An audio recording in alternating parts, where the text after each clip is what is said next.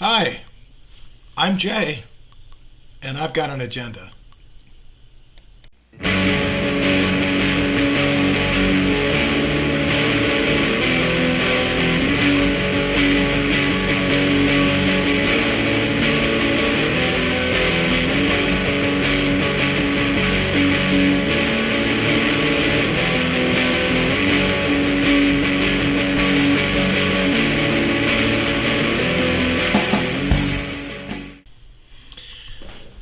The United States recently announced a comprehensive list of tariffs that will be applied to goods from China.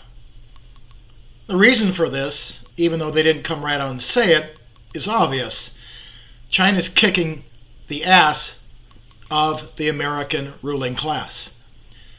From 2024 to 2026, the tariffs will affect goods worth 14 to 18 billion.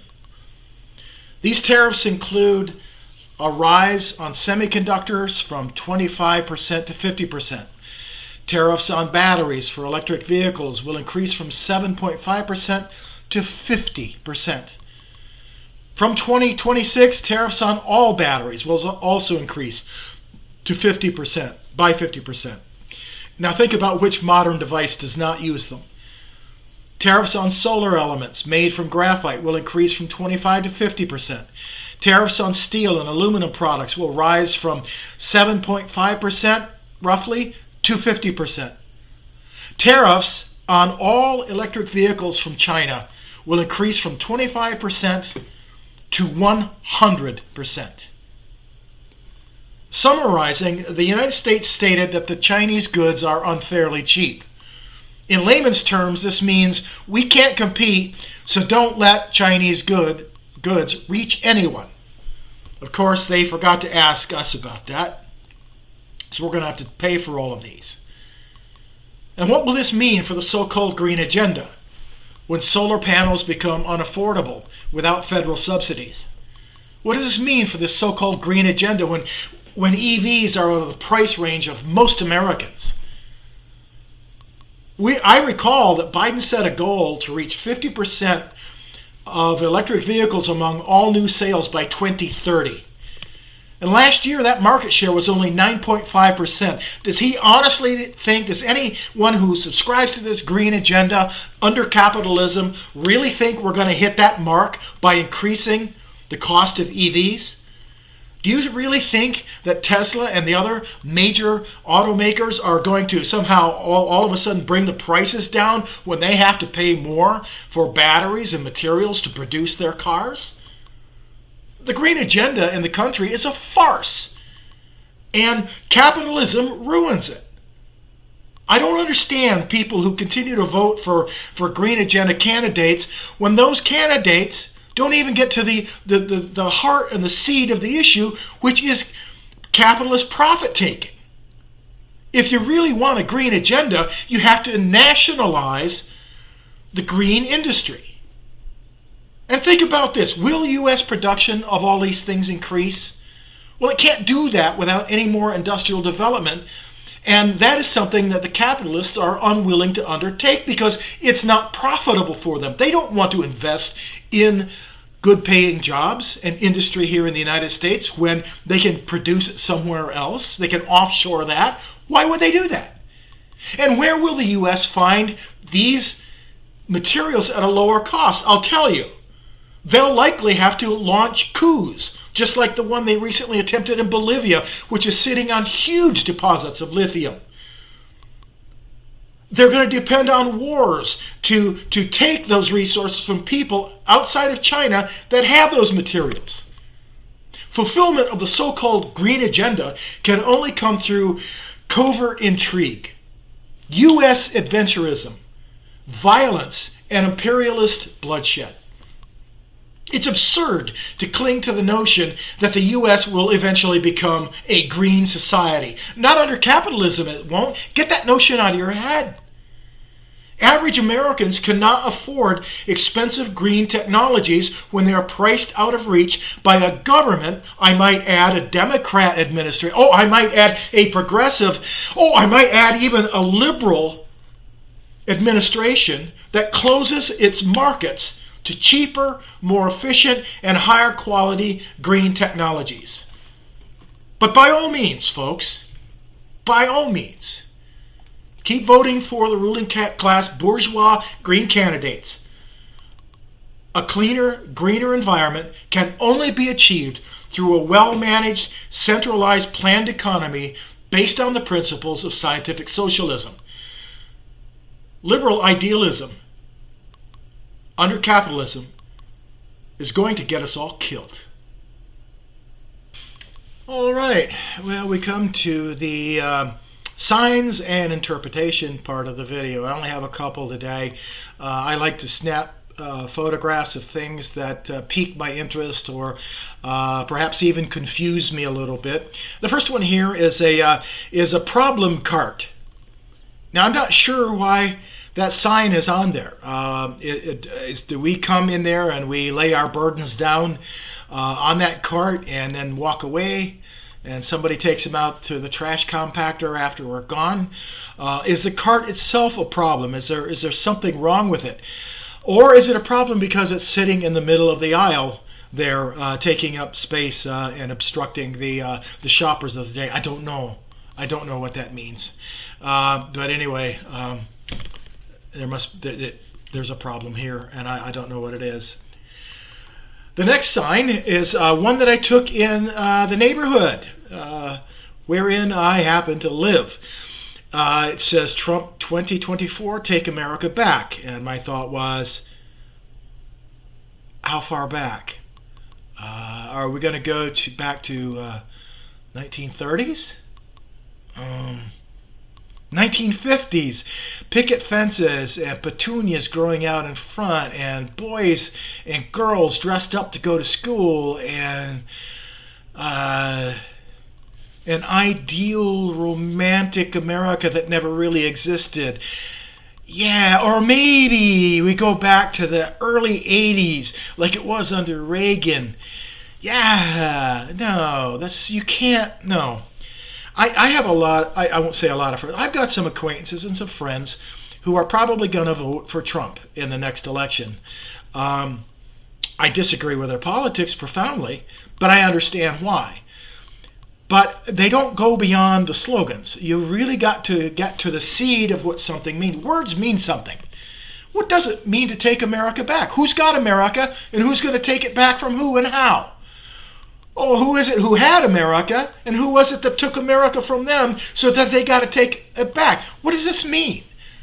Is this some kind of ideological battle? Because if it is, nobody's going to win that. Is this some sort of cultural struggle? Because if it is, nobody's going to win that. You can't take the present and push it back into the past. You can't bring the past into the present and make it real again or great again. You can't do that. People aren't thinking dialectically here. You're not thinking materialistically here. You cannot do this. Take America back from who or how far back? Listen, regressive politics are a dead end. They're dangerous. How are you going to take America back from whom, and how are you going to do that? Violence? Through some sort of repressive legislation? Is that how we're going to do this? I don't understand what this means. Sometimes these slogans they're fluff. They don't mean anything. They say something and they evoke some sort of emotion in people's heads, but it's usually that romanticism, like, oh yeah, oh gee, I wish it would, and it doesn't matter who you vote for, whether it's someone you perceive to be on the left or someone you perceive on the right. No candidate is going to bring America back or move it forward. That is the place of the U.S. working class. So knock off the slogans. They don't mean a goddamn thing. Trump 24, take America back. America's already been taken captive, and it isn't by the liberals, and it isn't by the conservatives. Hell, it's not even by the evangelical Christians or the Zionists. It's by the capitalist ruling class. That's who's got it. And if you want to take America back, you better know your enemy. That's the science and interpretation. In my last upload, we began consideration of the fundamental components of various social, political, and economic strata of society within a capitalist economy, beginning with the dictatorship of the ruling class, also known as the bourgeoisie. And by the way, make no mistake about it, if you're living in a capitalist society, you are under the dictatorship of that class. Make no mistake about it. Freedom, at least for the moment, truly belongs only to them. Otherwise, you dance to the tune that they play. Anyway, we'll proceed to a subgroup within the bourgeoisie known as the petty bourgeoisie. It's crucial to remember that social economic classes often overlap. Think of them as being on a spectrum, and the colors sort of blend from one to another. Very often, you're not going to find clear delineations between, within on the spectrum. They kind of blend. On the one end, you've got the bourgeoisie. On the end, you've got the proletariat. But then you've got these spectrums on either end.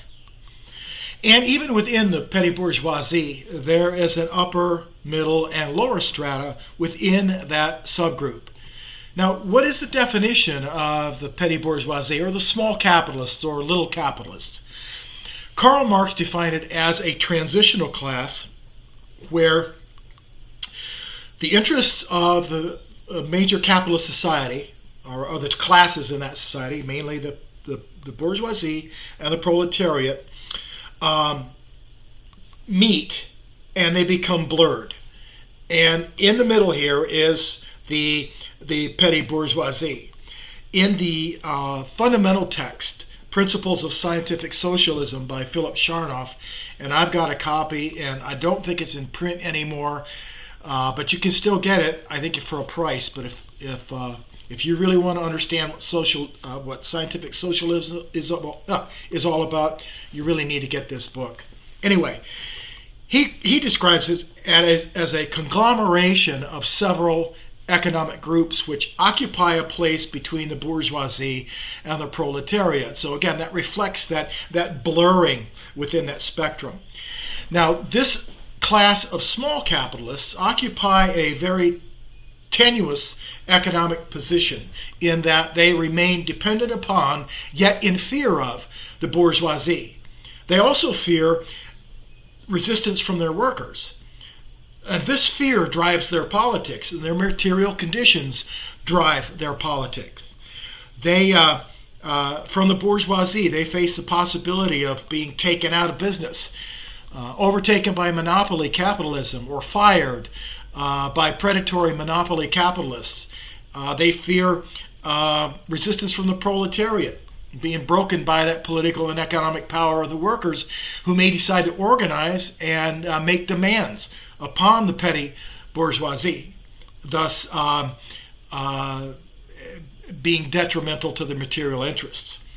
The greatest fear of the petty bourgeoisie is to be driven downward into the proletariat, where they will lose all political and economic agency until such time as the working class establishes its dictatorship over the economy.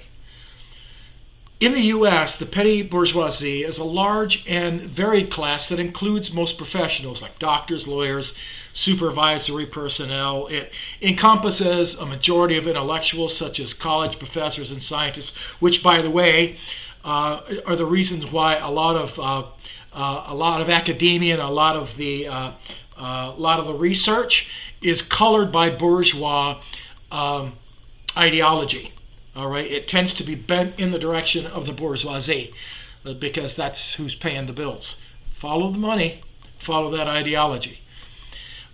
The petty bourgeoisie also includes owners of small businesses that produce or sell goods and services, small farmers or small landlords who extract the majority of their income from the rent of those who stay on their properties. Now, those who make up the petty bourgeoisie either have some specialized skill or knowledge, or are themselves the owners of the means of production or distribution and do some of the work themselves. As a class, they value what independence they have. The upper stratum of this class hopes to join the capitalists one day. Please accept me. And the lower stratum fears being pushed down into the working class. Some of the petty bourgeoisie, in fact, most of them, get a part of their income by exploiting the labors of other people. For example, restaurant owners are in that class, or owners of small shops and businesses, right? They've got employees, and that they extract some of the surplus value from the labor and the production of their employees. There are others who do not, like doctors who are employed by hospitals. Now, based on their relationship to other classes and their income, the petty bourgeoisie can be broken down, as I mentioned before, into three groups or three strata: the upper petty bourgeoisie, the middle petty bourgeoisie, and the lower petty bourgeoisie. Now, the upper stratum of the little capitalists has a rising standard of living. Things are always a little bit better for them. Life is getting a little bit better. For those in this group who produce and sell services, they would like to join the ranks of the big capitalists one day, hoping and maybe they'll get that break, and maybe they'll get noticed, and those kinds of things. They live in well-to-do suburbs, in condominiums, gated communities. Many of those are those who practice law. They're doctors, small or medium business owners who are doing well and who hire workers. Accountants, scientists, local media personalities, some landlords, and others. They see themselves as the U.S. middle class.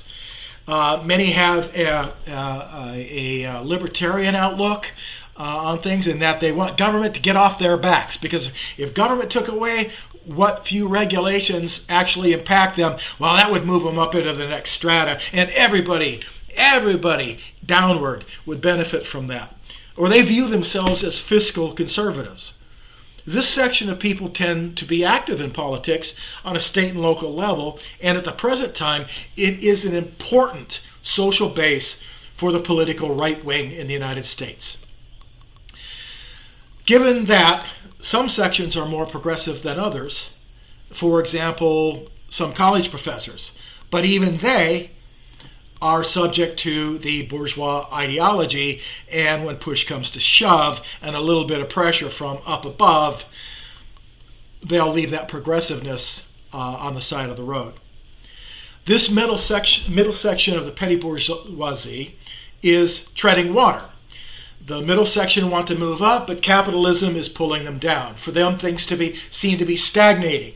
They feel okay about their economic well-being, but they're frightened of the future. And this group includes a section of management, administrators, small business owners who have some employees, but they still do some of the actual work, and some small-time landlords who maintain a few buildings or one or more buildings. This group includes professionals who are not doing as well as some of their peers. They do tend to own nice homes, but they're not living in the gated communities. Politically, this group tends to be a mixed bag. If you show me somebody's economic status, their material conditions, I will guarantee you I can figure out where they stand politically. Small business owners hate government regulation. They want government off their back, thinking that without those regulations, like the upper crust of the petty bourgeoisie, they're going to be better off. Professionals, however, who are employed by the government tend to have a very different view. Now, the lower section of the petty bourgeoisie is a step away from the working class, and many have an income that is lower than the upper or even the middle sections of the petty bourgeoisie. Many have an income that's a little higher than the working class, but maybe not by much. They own small neighborhood businesses that frequently fail. I was in this group at one point. While I still have the business that I am a co-owner with, we got leveraged out by a corporation. So capitalism works for just a few and not for everybody. Anyway, many in this section of bourgeoisie have their roots in the working class. They like being their own boss. This section of the people frequently place demands on the government, as in the case with many farm movements and cooperatives. They use small business loan, and they're a group that is hostile to big business, and they would like to see the power of monopolies curbed. You're going to find some of the capitalist reformists in this group. Well, we don't want to get rid of capitalism, but we want to discipline capitalism. We want to limit that. We want to increase taxes on the rich, and we want to lower government spending, and we want to try to level that playing field, which is farcical. It's never going to happen. The U.S. is facing internal political and social turmoil, due in large part to the fact that this middle class, the petty bourgeoisie class, is being pulled apart. And these antagonisms are growing more intense with every year. Much of the political restiveness and anger arises from the lower petty bourgeoisie and from the proletariat. They know that something is wrong, and they have the increasing awareness that solutions will not be and cannot be found within the present political and economic system. But the trouble is, they don't know how to change it. They feel powerless to change it. Well, scientific socialism can show them the way. Recent data from bankingrates.com found that nearly it took a 42% increase in income to remain in the petty bourgeoisie from the middle of 2012 to 2022. Has your salary gone up 42%? Pew Research notes that in 1971, 61% of U.S. households were considered to be middle class. Now, as of June 30th, 2024, when I'm putting this together, that number has fallen to less than 50%. It seems that the fear of the petty bourgeoisie is justified. Problem is, they don't know how to deal with it. And as far as the ruling class goes, they're okay with that.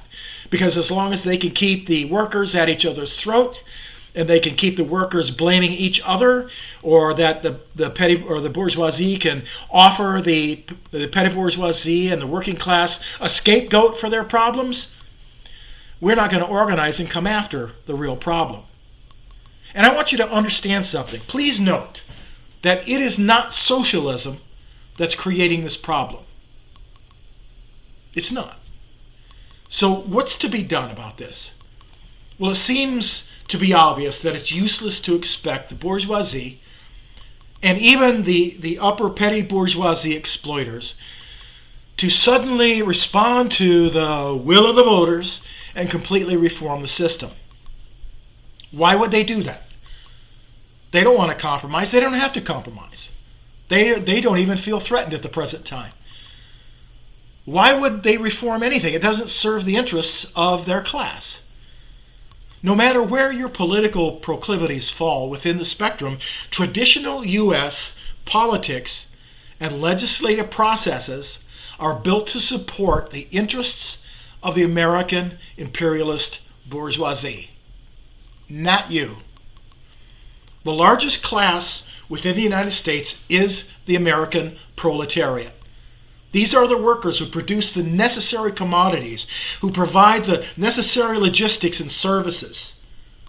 It is the proletarians who actually hold the economic and political power in their hands. If we could just organize, shake off this bourgeois ideology and all that divisiveness, organize and begin to use that power. Think of it.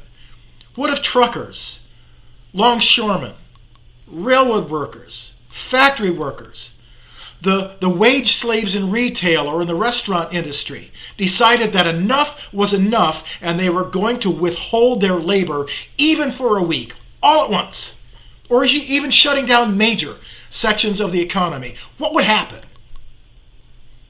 The system would be thrown into chaos. The bourgeoisie would not know what to do. The only way that they know how to respond is by violence or some kind of repression. What if truly democratic proletarian committees and agencies and state ministries were formed and run by the working class? Traditional bourgeoisie politics in the United States is an absolute dead end for the working class and for the majority of the petty bourgeoisie. They know it, you know it, and I know it. Why then do we continue to believe that somehow a Republican or Democrat candidate running for a major office or even Congress is somehow going to make it better for us when the only interests that they care about are those of the bourgeoisie?